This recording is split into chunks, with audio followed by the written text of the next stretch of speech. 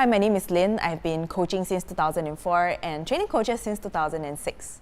I coach because I found coaching to be the most effective way to help the people around me. I knew that since I was young, I really liked to help friends, but I was really frustrated because there was no way that I could really help them. Like, I remember a specific incident in school when my friend was facing some family problems, and the only thing that I could do for her was to lend her literally a shoulder to cry on. But I knew deep down inside that when she went home, things wouldn't change.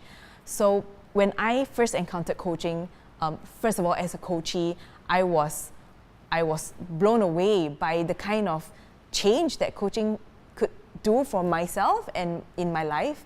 And when I started being able to coach and work with people, friends, or even strangers, and realize that I could truly change their perspective, and work and help them towards their goals in just one conversation, I've not looked back ever since, and I've chosen this to be my life work. When I work with a client, I demand honesty from them to themselves. And the reason is because when they are really, really honest with themselves, they can find their truth.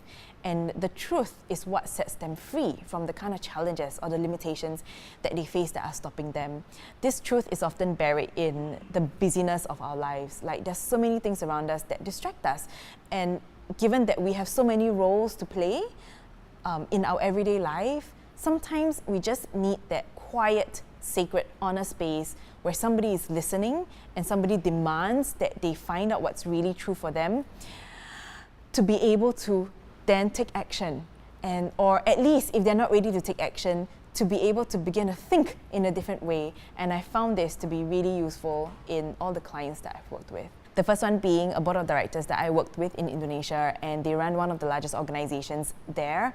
And when they reached out to me, they were on the verge of divorcing, and this was after decades of business together. So I had one day to turn them around, and it was really challenging. But the great thing is, at the end of the day, they organically came together, and they were really emotional, and they were hugging each other, and they recommitted to building the business back together. Another case that I really enjoyed was with a head of department of a global logistics firm. And when he was put together with me as his executive coach, he really wanted to work on two things, and that was his productivity as a leader of his department, and as well as his engagement with his team.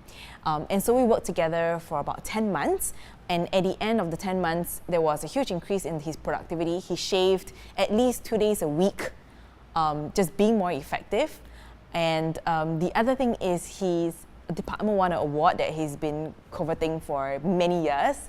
And when his engagement scores came back as a leader, he hit almost 100%. And that was an amazing case of what coaching can really do to forward an individual.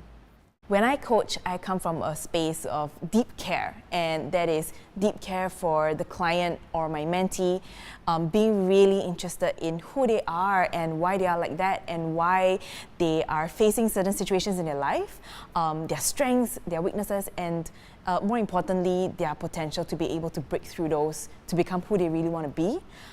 Deep care for coaching, and that really translates into the passion and the mastery that I believe every coach should have to really make a difference in the way that they coach. I coach and I train, and I also do facilitation with individuals or with groups or within corporates, and I've been doing that for many years. I tend to work mostly with the senior leaders or the C-suite. Because I really love leadership coaching, and I believe in working with leaders, the leadership rank, so that they can ripple change throughout the organization. Outside of coaching and facilitation, I run businesses, and I've been doing that since I was 19. Outside of my work, I like to spend time with the people I love, so my friends and my family. I also love extreme sports, so when I get the chance, I like to go snowboarding or rafting, something which has some kind of an adrenaline element to it. I would consider myself a creative person, so I do need time to kind of have my own space to do my own creative thing, whether it's, taking photos or visiting, nice places that inspire me, and hanging out in nature. I think that's really important for my soul.